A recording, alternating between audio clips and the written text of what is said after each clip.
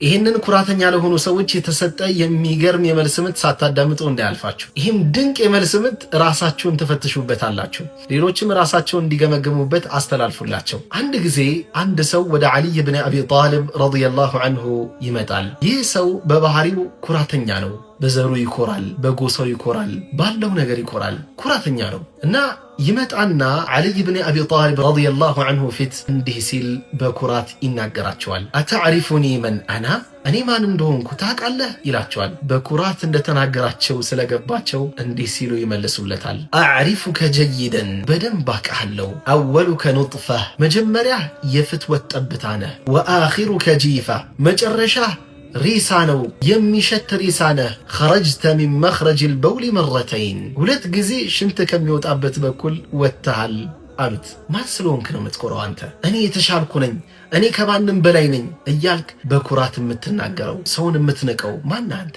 በሐዲሱ ትርጉም ረሱል ሰለላሁ ዐለይሂ ወሰለም እንዲህ አሉ። ላ የድኹሉ ልጀነተ መን ካነ ፊ ቀልቢሂ ሚስቃሉ ዘረትን ሚን ክብር፣ ቀልቡ ላይ የብናኝ ክብደት ያክል ኩራት ያለበት ጀነት አይገባም አሉ ዐለይሂ ሰላቱ ወሰላም። ራስን ዝቅ አድርግ፣ አላህ ከፍ ያደርጋል። ከማንም በላይ ነኝ ብለህ ራስን ከፍ አድርገህ የምትሰቅል ከሆነ ሰው ምትንቅ ከሆነ አላህ ጊዜውን ጠብቆ ያሳንሳል።